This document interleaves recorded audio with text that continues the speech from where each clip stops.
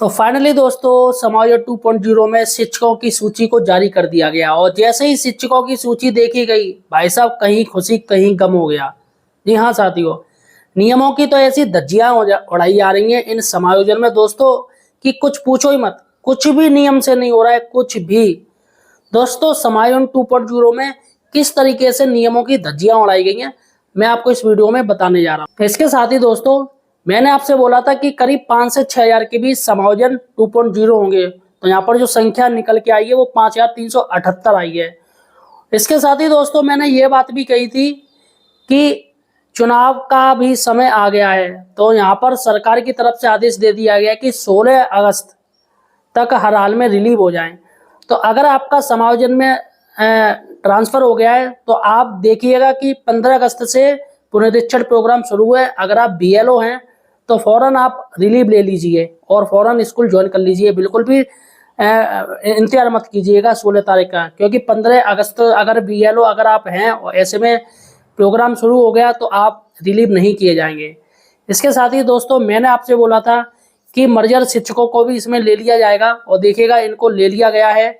और मैंने ये भी बोला था कि मर्जर शिक्षकों की जो निरस्त स्कूल किए गए उनकी लिस्ट बन चुकी है, उनका डाटा अपलोड हो चुका है, उनको समायोजन 2.0 से हटाया जा चुका है और देखिएगा उनको हटा दिया गया है। उनके मर्जर 2 शिक्षक जो विद्यालय निरस्त हुए थे उनका बिल्कुल भी समायोजन नहीं किया गया है और जो 1 किलोमीटर के दायरे के अंदर आ रहे थे जिनका मर्जर में कोई दिक्कत नहीं थी उनके समायोजन हो गए, तो यहाँ फाइनली हो गए। अब दोस्तों सही और सटीक जानकारी के लिए आप हमारे चैनल बेरोजगार हेल्पर को सब्सक्राइब कीजिए। देखिएगा दोस्तों ये समायोजन 1 में क्या किया गया कि प्राइमरी हेड को हटा के जूनियर का सहायक बना दिया।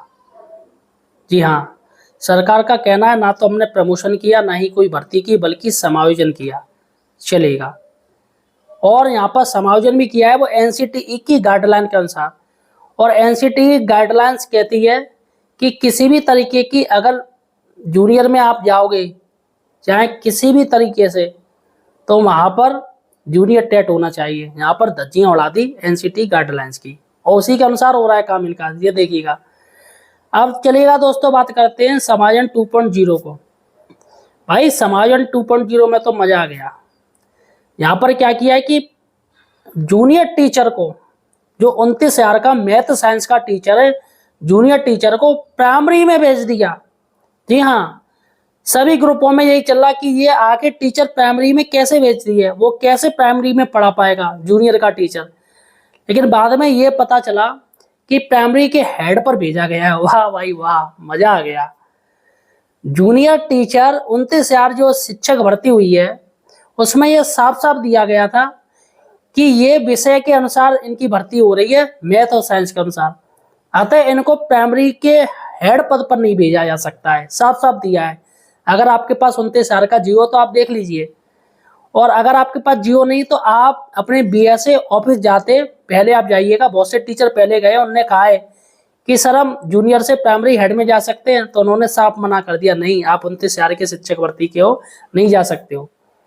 तो यहाँ पर दोस्तों पहले लोग जान रहे थे कि ये जो जूनियर के सहायक अध्यापक हैं वो प्राइमरी हेड पर गए हैं, शायद वो प्रमोशन वाले होंगे। पहले प्राइमरी हेड से जूनियर में प्रमोशन हुआ होगा, है ना, फिर इनका जूनियर सहायक से इनको प्राइमरी हेड में पहुंचा दिया।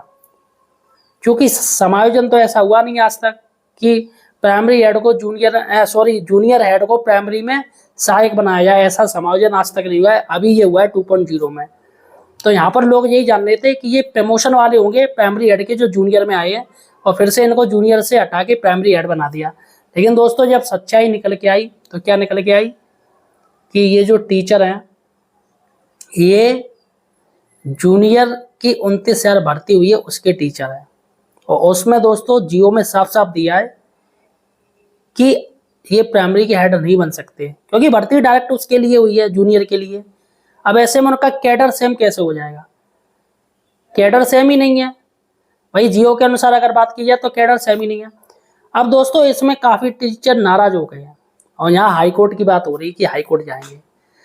देखिएगा समायोजन 1.0 ये वाला मुद्दा है जो प्राइमरी हेड वाला जूनियर में गए हैं वो भी कोर्ट में चल रहा है।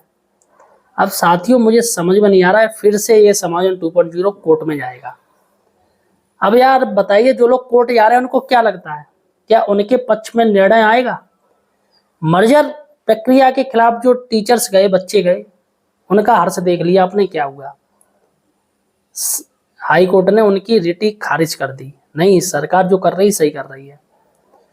साथियों हाई कोर्ट का कहना है, या सरकार की ऐसी स्थिति है, सरकार अगर 100 झूठ बोल दे, 100 झूठ बोल रही है, नहीं ये सही है, ये सही है, सारी सब कुछ सही अपने आप को कहलवा रही है झूठ बोल के, 100 झूठ बोल रही है और एक सच बोल दे, 99 झूठ और एक सच, तो हाई कोर्ट उसी को बेस बना लेगा। नहीं, सरकार जो काम कर रही है वो सही कर रही है, तो एक सच को और 99 झूठ वो सब तिल लेवे जाएं, एक सही बोल दिया बस, सरकार की जो प्रक्रिया वो सही है और याचिकाओं की रिट खारिज हो जाएगी, और हो ही रहा है ऐसा। इसके साथ ही दोस्तों बहुत से टीचर ऐसे हैं जिन्होंने समायोजन 2.0 में फॉर्म भरे, यानी ऑनलाइन आवेदन किया, लेकिन उनका हुआ ही नहीं, वो बेचारे मायूस हो गए, उनके उम्मीदों पर झटका लग गया। अब झटका कैसे लगाए? झटका लगाए मर्जर शिक्षकों की वजह से। जो टीचर सरप्लस दर्शाए गए थे समायोजन 2.0 में, उनका ना होके और लोगों का हो गया। आखिर ऐसा कैसे हो गया? क्योंकि सबसे पहले सरप्लस शिक्षकों का होना चाहिए, तब मर्जर वालों का होना चाहिए, लेकिन यहाँ पर सरकार ने सभी मर्जर वालों का कर दिया पहले। यहाँ पर आप जान लीजिए, सभी मर्जर वालों को पहले हटा दिया है, ताकि जो कोर्ट में जो केस चल रहा है तो ऐसा कुछ अवशेष ही ना बचे, सारा कुछ साफ कर दिया, सब कुछ साफ। मर्जर शिक्षकों को उस स्कूल जहाँ पर वो पेयरिंग की गई थी वहां से हटा के कहीं और भेज दिया, उनके चॉइस वाले विद्यालयों में, मतलब वो चीज ही नहीं बची। अब किस पर सुनवाई होगी? सारा यूडाइसी उनका फौरन चेंज हो जाएगा। अब जब टीचर ही नहीं बचे तो मर्जर स्कूल में जान कैसे आएगी? भाई टीचर्स की भर्ती के अनुसार ही तो मर्जर स्कूल चल रहे थे, लेकिन अब वो ही नहीं रहे टीचर, तो सभी का उनका कर दिया और सरप्लस शिक्षकों को छोड़ दिया। इसमें जो हुआ है वो सरप्लस शिक्षक बेचारे रो रहे हैं, परेशान हो रहे हैं, और मर्जर शिक्षकों की मौज हो गई है। मतलब सरकार ने तोहफा दिया है उनको बच्चे कम करने का। वाह, क्या तोहफा दिया है आपने, बच्चे कम कर दिए, स्कूल का नामो निशान मिटा दिया, आपको तोहफा दे दिया, जाओ अपने घर के पास। इसके साथ ही जो समायोजन 1 में प्राइमरी हेड जो मेहनती थे, ज़्यादा अच्छा काम कर रहे थे, उनको सरकार ने हटा दिया। अरे तुम ज़्यादा बच्चों को बढ़ा रहे हो, तुम्हें हटा रहे हैं हम, और उनको ऐसे जगह भेज दिया, या उनका कि वो भैया दूरी काफ़ी हो गई उनकी, या ऐसी जगह भेज दिया जहाँ पर बच्चों की संख्या बिल्कुल नामात्र है, बिल्कुल बेकार स्थिति है।